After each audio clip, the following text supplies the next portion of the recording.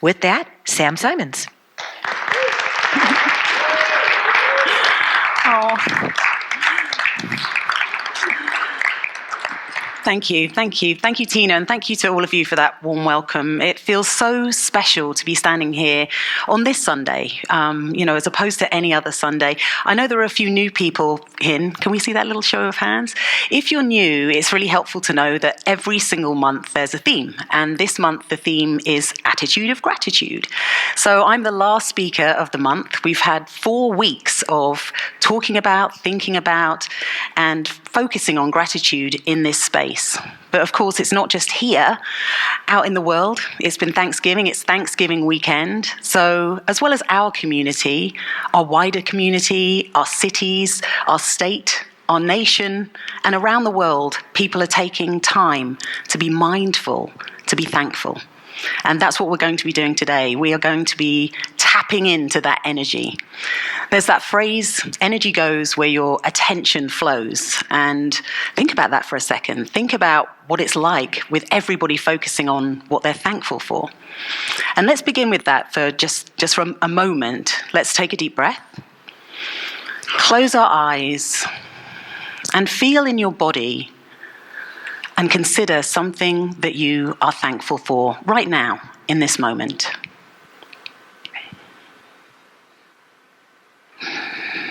Okay, let's begin. So why have an attitude of gratitude? Yep, it's cute, it rhymes, it makes a great bumper sticker, but what does it really bring into our lives? I want to invite you to consider that gratitude is one of the most potent spiritual tools that we have. What does it mean to be spiritual? When I think about being spiritual, I know I want to connect to something. Who's here has seen the movie Raiders of the Lost Ark? Anyone? Indiana Jones? Yeah. And in it, they're looking for the Ark of the Covenant. And they kind of describe, well, what is it? Well, it's this big box, and they carry it around, and light rays come out of it, and it's a telephone for talking to God. It's like, can I get an unlimited plan with that? I mean, this is why we're spiritual. Each of us in our own way is developing practices, reading books, following teachers, because we want that connection. We want to be able to connect on a daily basis with everything that's coming up in our lives. And gratitude is just so accessible.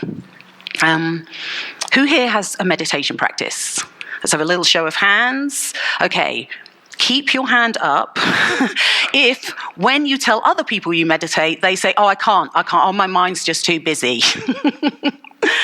Anyone here practice yoga? Yeah, few people. Anyone here, when they tell other people that they meditate, they tell you, I can't, I'm not flexible enough. Yep, hang on, I'm just going to grab some water because my mouth is getting a little woolly. This is the thing about gratitude. You don't need to be flexible. You don't need to quiet that monkey mind. All you need to do is just pay attention to what's right in front of you. It's just a case of drawing your awareness to the present moment. And when we do, magic happens. That's the thing about gratitude. You start to notice that as you tune your awareness to what you're grateful for already, the universe gives you more to be grateful for. So I'm going to start with a story of where this showed up in my own life, and it begins like many stories do, a very, very long time ago. Well, it was actually 2008, but but back in 2008, I'm sure many of you will remember, it was the financial crash, and at the time I was living in London. I was living in a great house with 4 friends, and we were having a brilliant time until we weren't. And one by one, every one of us lost our jobs until I was the last one left. And I had 2 jobs, so I was like, I'm going to be fine. I had a TV job and I worked in a marketing company. The TV job, they were like, nope, you're cut. Okay, I've still got the marketing company.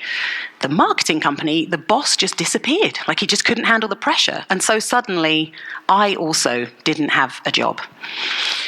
And we're 5 adults, no income. What are we going to do? And at the time, the UK government had this austerity measure that they were calling the credit crunch. It was how we were going to save money. This was in the days before stimulus checks were a thing. It was like, you need to save money. We're not going to give you any money. And so we kind of had our own version of the credit crunch because we were like, what are we going to eat this week? What about your food in the freezer? It's not my food. What about your food in the freezer? It's not my food. And we realized we had this huge freezer full of food that didn't belong to any of us. So we invented the credit munch. And that was how we ate for a month, eating freezer food that we don't know how long it had been there, but it was really the only choice. And through this, I was like, what am I going to do? How am I going to get another job? And this is where my kind of coaching head came in. I wasn't a coach at this point, but I thought, what's the one thing you're not trying? Because all through this, I was still trying to get a job. Every company is folding, every avenue, every door I try and open is just not working. And so I think, well, I haven't tried not trying. What would that look like? So I had a bright idea. What if I left London, got on a plane, and just went somewhere beautiful? If I'm going to be broke, I may as well be doing it in the sunshine. So 10 years earlier, I'd been to the island of Ibiza, which is an absolute jewel of an island in the Mediterranean. And I just thought, I'm going to go back there. I'm going to get a plane ticket. And this sounds like, oh yeah, I'm just going to do that. I was terrified. I was absolutely terrified. I thought, what am I doing? Put everything into storage, got on a plane. And I remember having this moment as the island came into vision out of the window of the plane of thinking, oh wow, I'm actually doing this. So I arrived. I'm suddenly living with people I've met on Facebook, which I do not recommend. It did turn out okay. And one of my friends is traveling to the island and they're sailing. They're sailing from Norway, which is a few thousand miles. And they said, hey, do you want to sail to another island with me? And I'm like, yes, that sounds amazing. And so we go on this trip. And the first thing I said to my friend was, did you see anything noteworthy on your voyage? Because it is a voyage. And they said, well, yeah, actually, I did see something. These are their exact words. I saw a big stick. On a 2,000-mile voyage, that was your most noteworthy thing, that you saw a big stick. So I'm like, okay. So we start sailing, and my friend decides to go and sleep, and they go below deck. And they said, look, can you take I don't know what they said, the wheel, the helm, I don't know what it is on a boat, but I was like, this is fine, I can do this. And I'm sailing the boat, and I had this just moment of just gratitude, of seeing the sparkling water, sailing a yacht. I've gone from living in snowy London with 4 people who are all completely broke, and so all of their friends with no jobs. And now I'm in one of the most magical places on earth, sailing a yacht. And I had this exact thought, this moment couldn't be any more perfect. And it's almost like I dropped it over the side of the boat, because as soon as that thought dropped, 5 dolphins popped up by the side of the boat and swam right up to me. And they looked at me and I looked at them, and they did that kind of dolphin thing. And one by one, they swam away. But what I really took from that moment was that when we're fully present, when we're fully engaged and feel the gratitude of how perfect every present moment is, the universe gives us more to be grateful for. So, we are going to be experiencing gratitude today. It's not just going to be me telling stories, because we've got all of that Thanksgiving energy to tap into. So you are also going to be telling stories to each other. So we're going to have 2 minutes to share. I want you to grab a partner, ideally someone you don't know, and share a time when you were grateful and you saw the universe giving you more. We're going to have 2 minutes, and then we will swap. So get up, grab a partner, and when you hear this sound, it will be time for the second person to speak.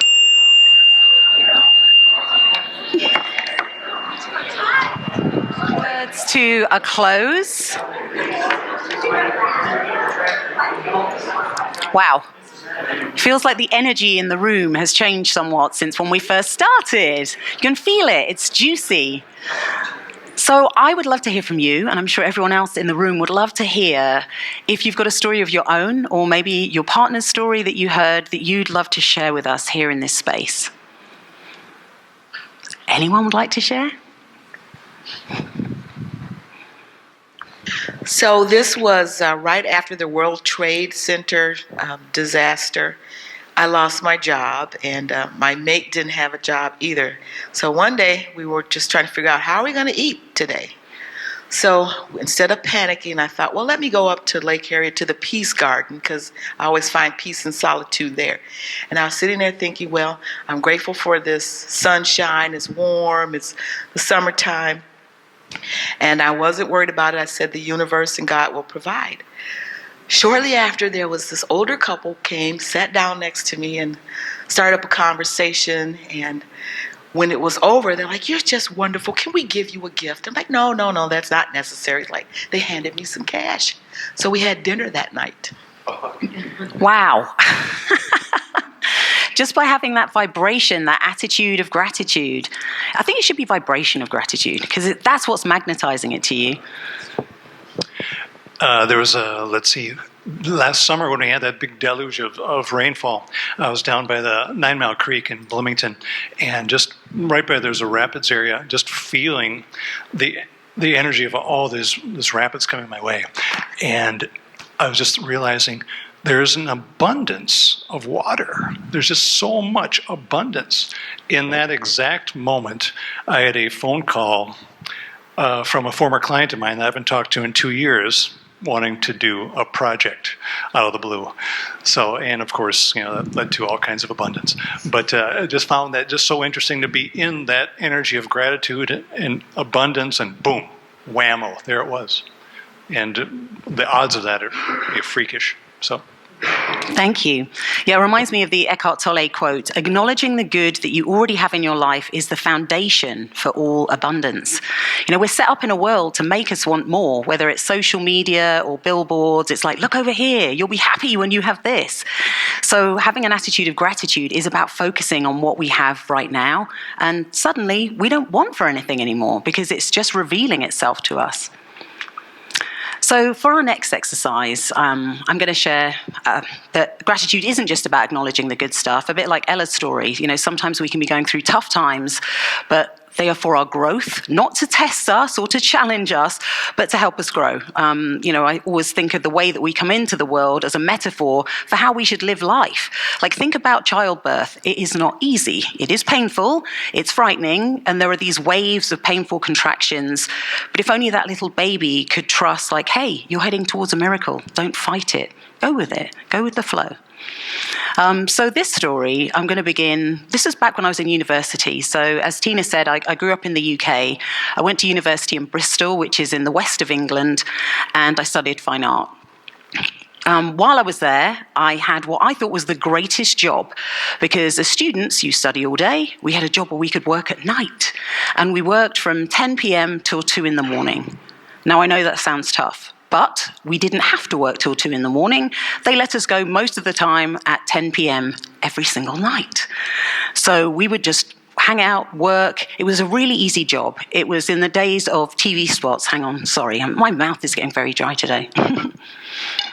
In the days of TV spots, where they'd have these set commercials that would come on at a certain time. Once those commercials aired, we could go home. But bit by bit, they realized they could make more money if they got us to work harder. And so instead of just selling the one product people would phone in for, what if you sold, I don't know, Call Waiting, Call Minder? These are all landline products, so we're going back a way here, people. And eventually it got to a stage where we were selling 15 different products on every single call. They then had the idea of, well, we pay so much money for these TV spots. What if you called people? Now, who enjoys getting a call on their landline? Yeah. Oh, I'm so glad you called. Yeah, lots of people swearing, lots of people, how did you get this number? Lots of anger and energy that wasn't positive. And I just, it was my job. I kept doing it. I needed the job while I was at university, but eventually my body just gave up. And one day I woke up and I couldn't walk. And it wasn't that my legs had gone. My back was so painful that I just couldn't get out of bed. And I couldn't sit down. I couldn't even go to the bathroom. I was in so much pain. And I went to a chiropractor because I was like, well, this has just shown up overnight. I don't know what's wrong. And they kind of looked and they were like, we don't know. You're just in excruciating pain. So the next thing I did was I went to physical therapy for 3 months, every single day. I remember going in and they said, touch your toes, and I couldn't get further than this. And I distinctly remember her saying to me, well, human beings aren't designed to sit down. Like, we're just not. Not judging you. But we're not designed to sit down. It's not what our bodies were designed to do. And that somehow burrowed into my mind. And up until that point, I'd been to yoga, a few times. I'd go with friends, like, oh, you've got quite a lot of energy. You should do yoga. Help with that. And I'd go to yoga, but most of the time, I'd be thinking about what I was going to eat once the class was over. I'll be honest, I'd be bored, I'd be in my head thinking, is this really making a difference? But after this, I developed a love affair with yoga that has lasted 2 decades. I've studied many styles, I've studied yoga all over the world. I found an Ashtanga teacher that you could not be bored in his classes, and you were lucky if you could walk after his classes. I got into hot yoga, and I actually quit drinking, which will be 10 years next year, when I was doing hot yoga every single day. So yoga really transformed my life. But when I was in that position of not being able to get up, not being able to sit down, not being able to move, do you think I was grateful in that moment? No. But with hindsight, I was able to be grateful when I reflected on just how much this situation had helped me grow. So for our next exercise in flexing our gratitude muscles, I want you to think of a time when you were grateful for something with hindsight. It might be something challenging. People always say that phrase, everything happens for a reason. They usually say it in reality shows where it's kind of irrelevant. But everything happens for our growth. So think of a time when something helped you grow and you were grateful for it after the fact. So I'll ding the bell, and then when I ding the bell the second time, it will be the second person's time to go. Seems like there was a lot of excitement in that one. So just like last time, we would love to hear from you. Like whether it's your own story or your partner's story. Tina has the mic. Just raise your hand and we'd love to hear your story here under the dome. There was a lot of talking. There's got to be somebody who wants to share. Nobody? So I worked in the healthcare profession. I actually worked at the Burn Center at Regents Hospital. And it was a time when AIDS was coming, and you worked with people with a lot of bodily fluids because they didn't have any skin, there'd be blood. And this, I was really thinking about, I really don't want to get AIDS. It was a death sentence back then. And what kind of made my mind up to leave was I was walking a patient who had really bad burns, and they call it a K-wire, like a paper clip, into your finger back to your knuckle, and the end stick out. And I walked her around, and I said, okay, now bend your legs. I'm going to help you sit down. And she panicked and took her arm out of my arm, and all 4 pins went into my leg. And I thought, okay, this is it. I need to leave here. And I had regrets about going, and I ended up going to the VA hospital to work. And I kind of didn't really want to be there because I just wasn't sure about it. But as I look back on that, being grateful for working with people that had sacrificed a lot. One of the people that I remember was a veteran that had been hit by a rocket and lost 2 legs and an arm, and his elbow was locked. And again, to see the suffering and what a lot of those veterans have gone through made me very grateful. Thank you. Wow, that's incredibly powerful. Whew. Anyone else would like to share? I've seen a few hands.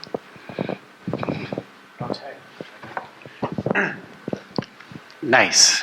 Microphone. One thing that I'd say I was grateful for would be something that happened like probably 10 or 11 years ago, just because it changed the mentality of what I had. So I was in the military and I got kicked out. I got kicked out because I was in nefarious business, things you're not supposed to be doing.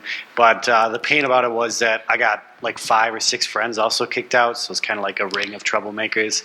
And I put myself in like isolation for 2.5 years doing copious amounts of drugs and alcohol. And I just assumed I was a very negative person, and like the only memory I had was like causing harm on other people.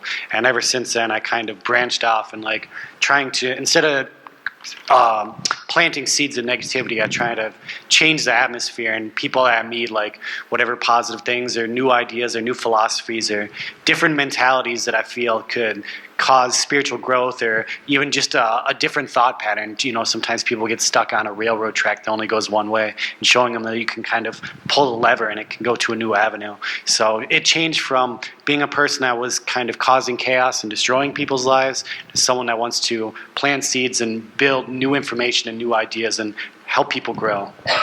Wow.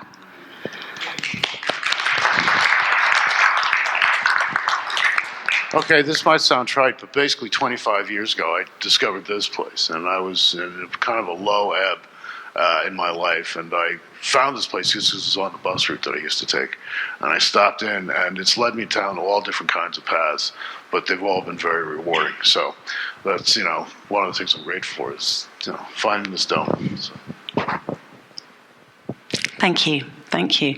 Your story in particular reminds me of Yogananda. There's no saint without a past, and there's no sinner without a future. It all kind of leads the same way, and without those experiences, you wouldn't be here today. So, okay, so for our last exercise, we are going to go time traveling together into the future. So this might be an exercise that some of you have done before, and I know I had done it before. So I mentioned earlier I'm almost 10 years alcohol-free. I prefer alcohol-free to sober. It's more fun. Well, and I am free from it. And that happened back in 2012. 2012, as many of you know, was kind of a big spiritual year. And I knew that because I had 2 out-of-body experiences, one in January and one in June. And that was when I was kind of like, okay, I need to step up. And quitting drinking was kind of a part of that.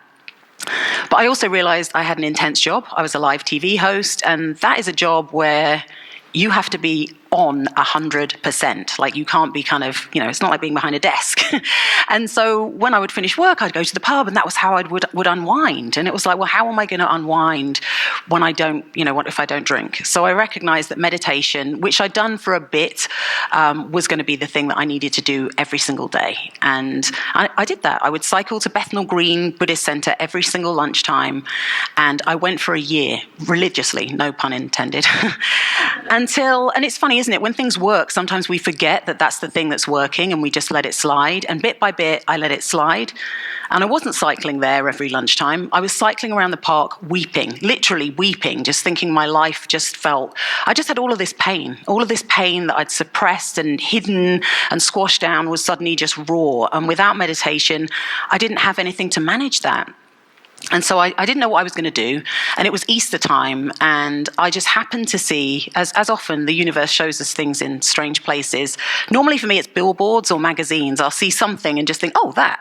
And I saw this particular retreat and thought, well, I need to do that. And I didn't know anything about it, and that is the best way to go and do this retreat, because it is the most intense personal development I have ever done. And most of it was stuff I'd never seen before. It was really out there, really woo-woo, for want of a better word, and it was intense. It was intense, and it was Easter, so this time of rebirth, and also it was really stormy. So it was in this house in the Sussex countryside. I think it was about 15 people who you'd never met before, all going through all of their stuff with this huge storm that raged around pretty much for the whole time that we were there. And a few days in, they said, hey, we're going to do this exercise. And my ego came in and was like, well, I've done this before. I've done this exercise. I know exactly what it is. And so I did this exercise, but I did it with that kind of snarky, like, oh, I'll do it, but, whatever. I've done it before. And then I didn't think anything more about it. And that was in 2014. Later that year, I went on another retreat to Puerto Vallarta in Mexico. And I met a lot of Americans, and I thought, I'd like to live in America. I like Americans. They're friendly, they're warm, they're spiritual. And I, again, didn't think anything more about it until the next year, where out of the blue, somebody who auditioned me 7 years prior offered me a job here in Minneapolis. Again, didn't make the connection. So I came here, I was in housing for 3 months, and then I got my own apartment, which was a beautiful lake apartment, corner apartment. And I moved in, and I got all of my stuff shipped from the UK. And as I opened the boxes, in one of them, I uncovered the book from this retreat that I had done and the work that I had done. And remember, I wasn't taking it that seriously, this particular exercise. And I'd written, after living in that house in London, with a freezer full of other people's food and sharing with 5 adults that I wanted a refrigerator all of my own, full of healthy food. That's what I wanted in my future. That was all I asked for. But yet again, the universe was like, we can do better than that. How about an amazing job, your own apartment, and the refrigerator? A little bit like a game show host. So that's the thing. Even though I did this exercise, not taking it that seriously, in fact, being a little bit ego-driven and snarky and just kind of thinking, oh, this stuff doesn't really work, it still worked on a 10 times the scale I was even asking for. So as I started this talk, thinking about the fact that this is Thanksgiving weekend, that we've had a month of speakers here under the dome talking about an attitude of gratitude, that we've got this nationwide vibration of being thankful that we can tap into. For our next exercise, I want you to speak something into being that you would like in your life as though it's already here, because it already is. So think about that. What is it you would like? What's the one thing, if I was Santa Claus, or Santa Claus in this case, that you would like to have? So find a new partner.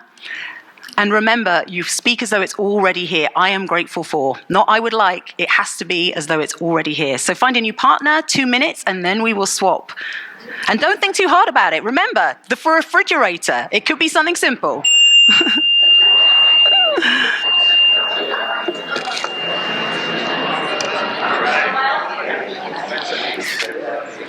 Thank your partner and bring your words to a close. Now, I know everyone's been a little bit shy today about wanting to share, but remember, under the dome, if there's something that you're wanting to manifest and magnetize to yourself, we'd love to hear it. So who would like to share what they're grateful for as though it's already here? I'm going to go then. I am grateful that we are living in a healthy world and we can travel wherever we want. Did we have one here? Don, I would like to share.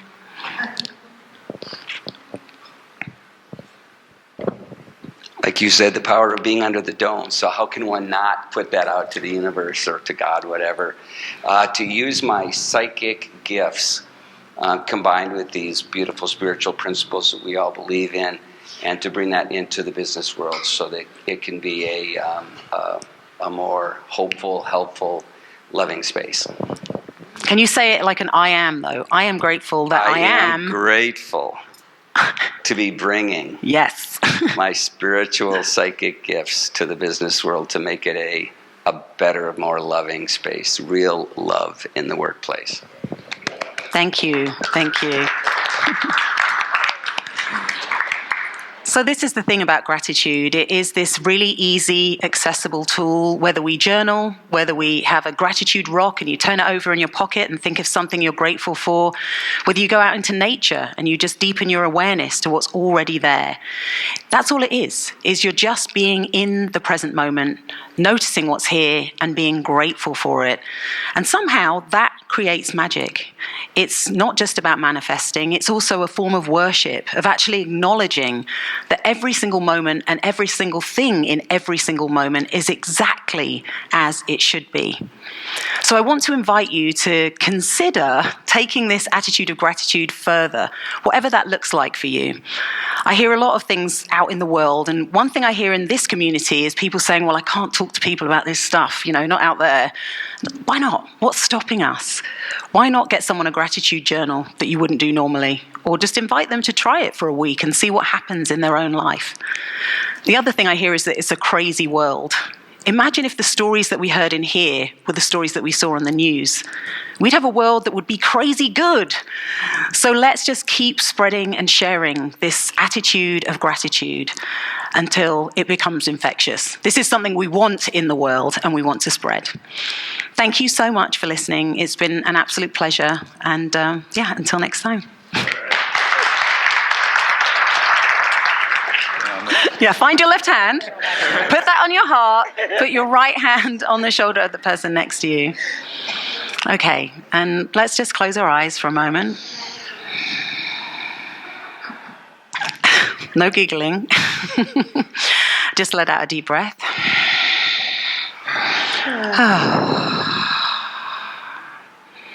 And just feel the energy of your heart for a moment. Just connect to that. We've talked about gratitude being present in the moment. And the one thing that is always present in the moment is you, the watcher, the experiencer of your life. So in this space, as you connect to your heart, I really want you to think about one thing you're grateful for yourself. And if you're open to it, to just whisper it into the circle.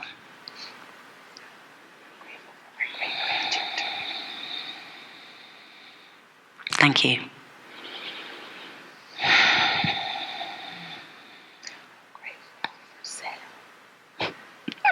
Amen.